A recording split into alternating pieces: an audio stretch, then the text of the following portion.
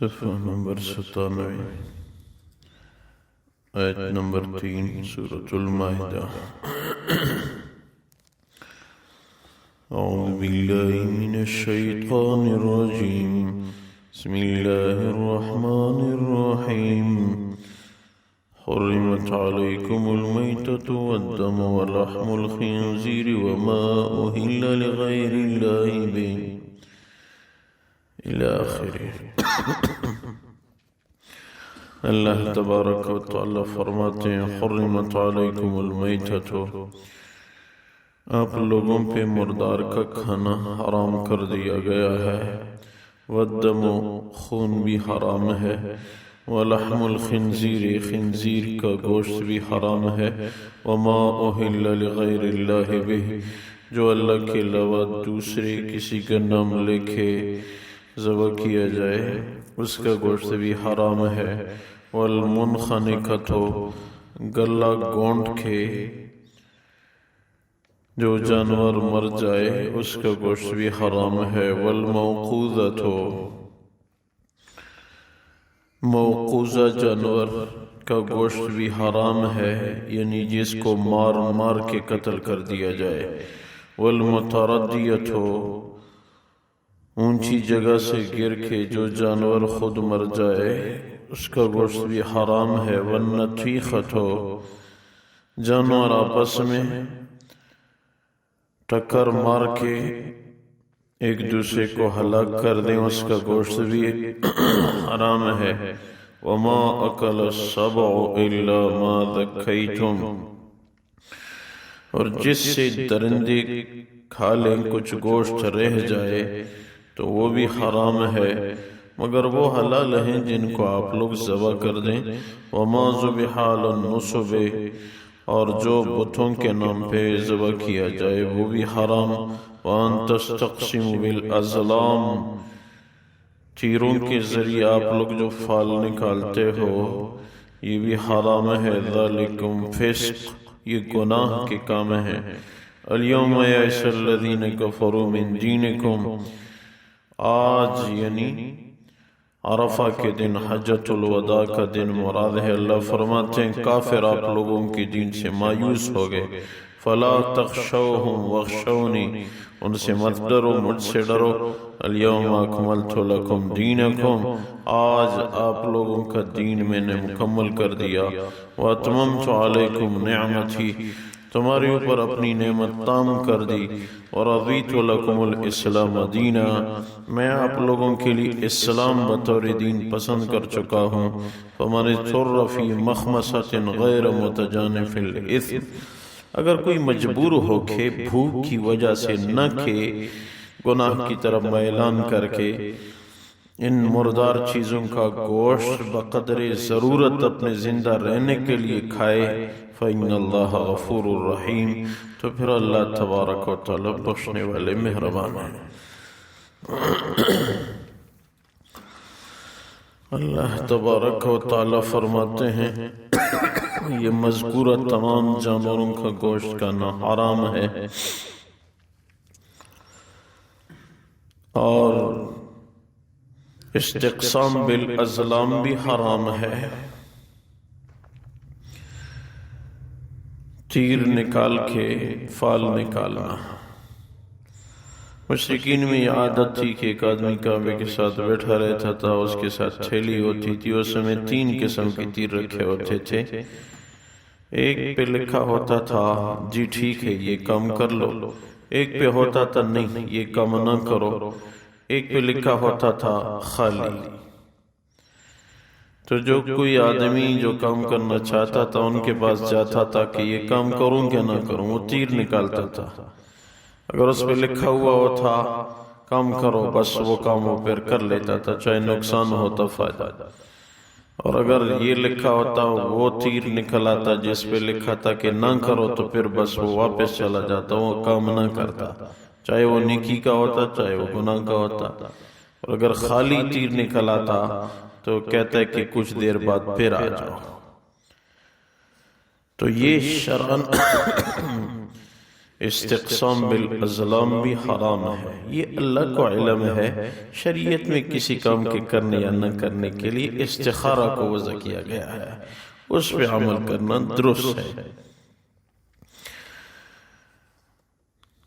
حجۃ الوداع کے موقع پہ عرفات میں الیوم یئس الذین کفروا من دینکم فلا تخشوہم واخشون الیوم اکملت لکم دینکم واتممت علیکم نعمتی ورضیت لکم الاسلام دینہ۔ حدیث میں ہے کہ ایک یہودی نے عمر فاروق رضی اللہ تعالیٰ عنہ سے کہا، عمر اگر یہ آیتیں ہمارے دین میں اتر آتیں تو اس کو ہم عید کا دن بنا لیتے، اس دن کو ہم عید سمجھتے۔ عمر فاروق رضی اللہ تعالیٰ عنہ نے فرمایا، ہاں ہاں آپ لوگ ایک عید سمجھتے، ہمارے ہاں تو 2 عید ہیں اس آیت والے دن پہ۔ عرفات کا دن تھا تو وہ تو ہماری عید ہے، عید الاضحیٰ، اور جمعہ کا دن تھا تو ہر جمعہ کے دن ہماری خصوصی عبادت ہوتی ہے، یہ ہماری ہفتہ وار عید ہے۔ ایک حدیث میں یہ بھی ہے کہ جب یہ آیت اتری، حضور اقدس صلی اللہ علیہ وسلم کی مبارک ذات اس آیت کی تلاوت کرنے لگے، الیوم اکملت لکم دینکم واتممت علیکم نعمتی، تو عمر فاروق رضی اللہ تعالیٰ عنہ زار و قطار رونے لگے اور عرض کرنے لگے، یا رسول اللہ صلی اللہ علیہ وسلم، میں سمجھ چکا ہوں جب دین مکمل ہو گیا اب آپ کی زندگی بھی اختتام پہ ہوگی۔ وہی ہوا کہ اس آیت کے نزول کے 81 دن بعد حضور اقدس صلی اللہ علیہ وسلم دنیا سے رحلت فرما گئے۔ عرفات کا دن ایک مبارک دن ہوتا ہے جس میں تمام مسلمان حج کرنے والے وہاں جمع ہو جاتے ہیں۔ عرفات کا ایک معجزہ، عرفات کا اپنا باب ہے بخاری شریف کے اندر، مسلم شریف کے اندر، مشکات شریف کے اندر۔ احادیث کے اساتذہ فرمایا کرتے تھے، حضور اقدس صلی اللہ علیہ وسلم کی مبارک ذات کی امت کے لیے دیگر معجزات کے ساتھ ساتھ ایک معجزہ عرفات بھی ہے۔ صحابہ کرام کی تعداد حجۃ الوداع کے موقع پہ 1,24,000 کم و بیش تھی۔ صحابہ کرام سے جو حدیثیں منقول ہیں فرماتے ہیں کہ بیچ بیچ میں کہیں کہیں جگہ ملتی رہتی تھی، باقی یہ میدان بھرا ہوا تھا۔ عرفات کے حدود وہی ہیں، عرفات کے حدود میں اضافہ نہیں ہوا، یاد رکھنا۔ جب 1,24,000 صحابہ کرام تھے تو بیچ بیچ میں کہیں کہیں کھڑے ہونے کے لیے جگہ ملتی رہتی تھی۔ آج بھی جب 20-30 لاکھ حاجی ہوتے ہیں تو حاجیوں سے ہم سنتے ہیں، اور خود بھی 2017 میں نے دیکھا، ساتھیوں سے بھی وہاں میں نے عرض کیا، دیکھو صحابہ کرام جب 1,24,000 تھے اس وقت بھی بیچ بیچ میں کہیں کہیں کھڑے ہونے کے لیے جگہ ملتی رہتی تھی۔ آج دیکھو تقریباً 24 لاکھ حاجی ہیں، پھر بھی وہی حال ہے کہ بیچ بیچ میں جگہ مل رہی ہے۔ یہ اس میدان کا معجزہ ہے۔ چاہے حجاج 2 کروڑ بھی ہو جائیں پھر بھی یہ ہوگا کہ بیچ بیچ میں کھڑے ہونے کے لیے جگہ ملتی رہے گی۔ ان کے حدود میں اضافہ نہیں ہوا، وہی حدود ہیں آج بھی عرفات کے، جو ہمارے نبی نے اس دور میں وہ ان کا انتخاب فرمایا تھا۔ باضابطہ بڑے بورڈ لگے ہوئے، بدایت العرفات، نہایت العرفات، یہ دونوں طرف کے بورڈ لگے ہوئے ہیں۔ یہ بھی ایک بہت مقبول عبادت ہے، کم سے کم دل میں عزم اور محبت تو ہو۔ اور اگر یہ نہیں، جن پہ آج حج فرض نہیں، یا یہ ہے کہ ان کو اتنے خرچے کی استعداد نہیں، تو کم سے کم عمرے کی نیت کر لے۔ کم سے کم ان گلیوں کو تو دیکھ لیں جن میں بلال رضی اللہ تعالیٰ عنہ پھرتے تھے، جس میں ابو بکر صدیق اور عمر فاروق کی قدم بوسی کا شرف حاصل کیا، جس میں ہمارے نبی بلال آگے دائیں بائیں یہ صحابہ کرام ساتھ ہوتے تھے۔ اور سب سے بڑی بات جنت ہے مدینہ منورہ میں، اللہ کے حبیب نے فرمایا اس میں جنت کا ٹکڑا ہے۔ دنیا میں جنت مسجد نبوی ہے، کیونکہ وہاں ریاض الجنہ ہے، اللہ کے حبیب نے فرمایا یہ جنت کا ٹکڑا ہے۔ اور یہ عزم کے ساتھ، یہ تو ہم یہاں سمجھتے ہیں کہ میں نہیں گیا تو بہت سارے نہیں گئے، لیکن جب آدمی وہاں پہنچ جاتا ہے، دیکھ لیتا ہے، پھر پتہ چلتا ہے کہ یہ تو صرف میں رہ گیا تھا، پوری دنیا تو ادھر ہے۔ اس لیے نیت ہو، عزم ہو، اور جن کو اللہ نے نوازا ہے بار بار حاضری ہو۔ ایک روایت میں کہ روزانہ 70,000 فرشتے طواف کے لیے اترتے ہیں، اور 70,000 فرشتے ہمارے نبی پہ درود عرض کرنے کے لیے اترتے ہیں، اور جب واپس لوٹتے ہیں تو مطاف میں موجود لوگوں کو یہ فرشتے آواز دیتے ہیں، مسجد نبوی میں موجود لوگوں کو یہ فرشتے آواز دیتے ہیں، اے انسانوں تم خوش قسمت ہو، زندگی رہی پھر آؤ گے، آپ لوگوں کا راستہ بند نہیں ہے جب تک تمہیں موت نہیں آئی۔ ہماری ایک دفعہ باری کا انتخاب ہوتا ہے، آج ہماری باری تھی، شام ہو گئی، ہم لوٹ رہے ہیں، اب تا قیامت ہماری باری پھر نہیں آئے گی، پھر اور فرشتے کل اور پرسوں اور اسی طرح یہ سلسلہ رہے گا۔ ہماری باری گزر گئی، ہم تو لوٹ رہے ہیں، پھر تا قیامت ہمیں موقع نہیں ملے گا۔ آپ لوگ تو خوش قسمت ہو، کل کا دن بھی ہے، پرسوں بھی ہے، واپس لوٹو گے، پھر آؤ گے۔ یہ ایک بہت بڑی نسبت ہے۔ اور جو آدمی حج کر لیتا ہے اس کا دین مکمل ہو جاتا ہے۔ کلمہ طیبہ، نماز، روزہ، زکوٰۃ اور حج۔ ہمارے ایک استاد تھے، اس کی عادت تھی کہ جن سے حج کا پوچھتے آپ نے حج کیا ہے کہ نہیں، تو ان الفاظ میں نہیں پوچھتے کہ آپ نے حج کیا ہے، وہ پوچھتے تھے آپ کا دین مکمل ہے، ارکان اسلام آپ کے مکمل ہیں کہ نہیں، یا پھر زیادہ کنایا کرتے تو فرماتے 5 رکن کا کیا حال ہے، پھر وہ سمجھ جاتا کہ یہ حج کا پوچھ رہا ہے۔ اور یہ محبت یہ دل میں، یا اللہ مجھے بھی لے جائے، یا اللہ مجھے بھی دکھا دے، یا اللہ مجھے اپنے پاؤں دیے مطاف میں تو پھیرا دے، آنکھیں اپنے دی ہے، اپنے حبیب کا شعر تو دکھا دے اللہ۔ احد کے متعلق میرے نبی نے فرمایا احد کو ہم سے محبت ہے، ہمیں احد سے محبت ہے۔ اور جب آدمی جائے اور احد کے سامنے کھڑا ہو، مبارک ایام ہوتے ہیں، بس محبین کو اللہ نصیب فرما لیتے ہیں، لیکن اس کے لیے تیاری، یہ دنیا ہے، یہ دار الاسباب ہے، تھوڑا تھوڑا جمع کرتے تھے۔ ہمارے ایک طالب علم، اس نے لاکھوں دفعہ درود شریف شروع کیا، روزانہ ہزاروں دفعہ پڑھتے تھے۔ جب درود ان کا لاکھوں میں چلا گیا، کچھ میرے خیال میں تھوڑے تھوڑے جمع کرتے کرتے کچھ 10,000 سے اوپر پیسے اس نے جمع کیے تھے کہ اتنے میں ان کے والد صاحب سے ایک ساتھی نے کہا کہ آپ کا بیٹا مجھے بہت اچھا لگتا ہے، اگر آپ کی اجازت ہو میں اس کو عمرے پہ بھیجنا چاہتا ہوں۔ گیا، پورا خرچہ بھی انہوں نے کیا، واپس آیا، مجھے کہنے لگے کچھ 15 کے 16,000 میں نے جمع کیے تھے، وہ ابھی بھی پڑے ہیں۔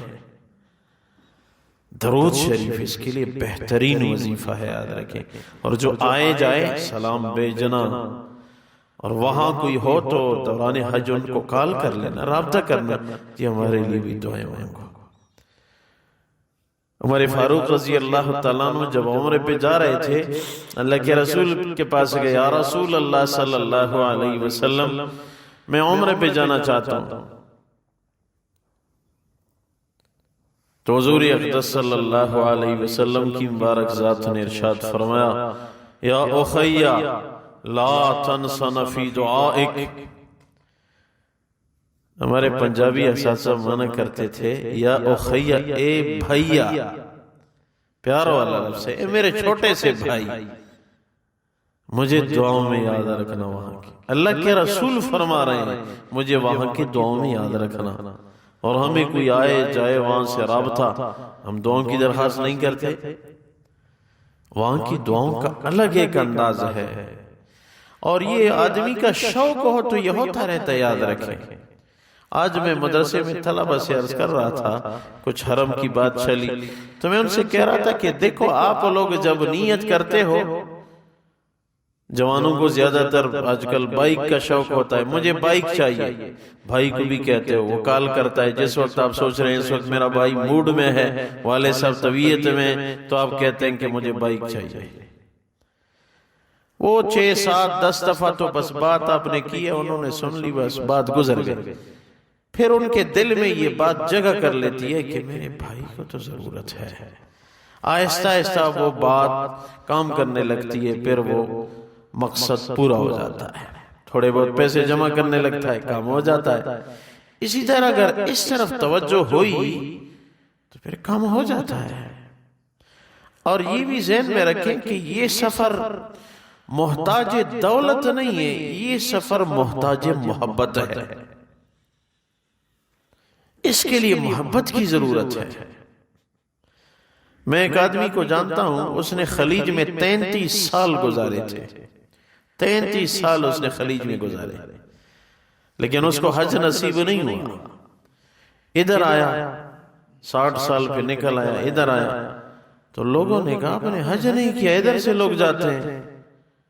اس بیچارے نے نیت کی اور داخلہ کیا، حج کا داخلہ ہو گیا، پشاور ایئرپورٹ چلا گیا، اس پہ چکر آیا، چیک اپ کرایا تو ڈاکٹر نے کہا یہ قابل سفر نہیں ہے، واپس کر دیا گیا۔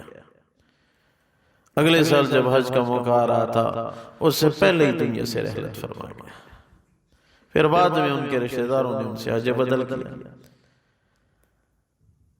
ہنگو کا ایک بندہ ہے، اس نے مجھے کہا کہ ایک دفعہ ایسے ہوا کہ حرم مکہ میں کوئی عربی قریب سے وہ علاقے میں وفات پا گیا تھا، اس کو جنازے کے لیے، جنازہ پڑھوانے کے لیے اس کی لاش وہ لائی جا رہی تھی، تو جس دروازے پہ وہ جا رہے ہیں وہ دروازے فوراً بند ہو جاتے، اتنی قوت سے کہ وہ شور تھے، وہ پیرے والے روک نہیں سکتے۔ ایک دروازہ بند ہو گیا، انہوں نے خیال کیا شاید کسی نے اندر سے زبردستی بند کیا ہے، دوسرے دروازے پہ لے گئے، بند ہو گیا، تیسرے پہ بند ہو گیا۔ اس کو اندر لے جانے کی پوری کوشش کی گئی، نہیں لے جا سکتے، دروازہ بند ہو جاتا تھا قدرتی طور پہ۔ یہ تقریباً 6 7 سال پہلے کی بات ہے، اور یہ بندہ مجھے کہہ رہا تھا کہ میں خود ہی ادھر موجود تھا، میرے تعلق والوں میں سے تھا، میں بھی ساتھ تھا، اس کی لاش بھی اٹھاؤں، وہاں جنازے پہنچاؤں، واپس اٹھاؤں۔ تو کہتے ہم بڑے پریشان ہو گئے، بالآخر ہم نے اس کو دروازوں سے باہر رکھ کے کچھ ساتھی جمع ہو گئے اور ان کا جنازہ پڑھایا گیا۔ بعد میں جب پوچھا کہ یہ کیا معاملہ تھا تو پتہ چلا کہ یہ مکہ مکرمہ سے تقریباً 32 کلومیٹر کے فاصلے پہ رہتا تھا، اور کبھی بھی زندگی بھر میں 60 سال سے زیادہ اس کی عمر تھی، حرم نہیں آیا تھا۔ 60 سال سے زیادہ عمر میں 32 کلومیٹر کے فاصلے پہ واقع رہائش گاہ سے کبھی حرم آیا نہیں تھا۔ اللہ کبھی یہ پردے ہٹا دیتے ہیں اور دکھاتے ہیں۔ اس لیے میرے پیارو، یہ دنیا میں جنت ہے، اگر دنیا میں جنت دیکھنی ہے تو حرمین شریفین چلو، ایک مزاج بنا لو۔ اس سے ہمارے نبی نے فرمایا حج عمرے سے مال کم نہیں ہوتا، بڑھتا ہے، بڑھتا ہے۔ میرا اپنا تجربہ بھی ہے، یہ مال کم نہیں ہوتا حج عمرے سے۔ چلیے دل میں محبت ہو، عزم ہو، عرفات کی نسبت پوری دنیا کے مسلمان جمع ہے، ایک عجیب سما ہوتا ہے۔ اللہ ہم سب کو نصیب فرمائے۔ اللہ تبارک و تعالی فرماتے ہیں حرمت علیکم المیتۃ والدم ولحم الخنزیر وما اہل لغیر اللہ بہ، آپ لوگوں پہ حرام کیے گئے ہیں مردار کا گوشت، خون، خنزیر کا گوشت جو اللہ کے بغیر کسی اور کے نام پہ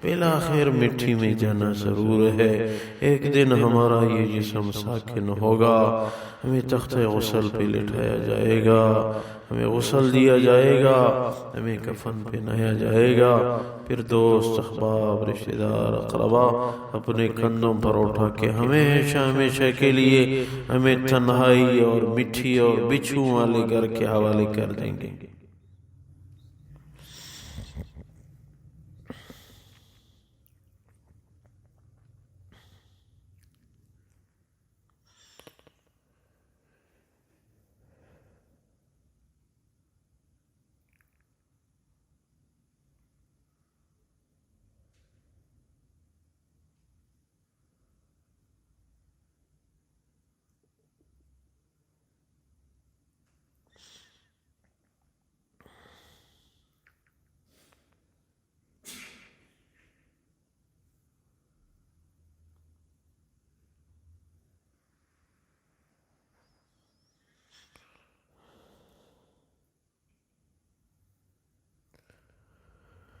اللہ تبارک و تعالی موت کی تیاری کی توفیق ہم سب کو نصیب فرمائے.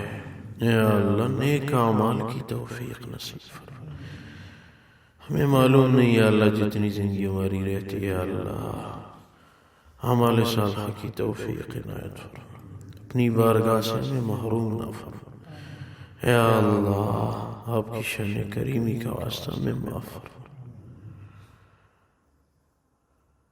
آخری خاتمہ بالخیر ہم سب کو نصیب فرما. ربنا اغفر لي ولوالدي وللمؤمنين يوم يقوم الحساب برحمتك وكرمك. جن کے ساتھ وقت ہو تو 2-3 منٹ میں سورہ واقعہ مدرسے کی نیت سے پڑھ لیا کریں. اللہ قبول، اللہ قبول، اللہ قبول.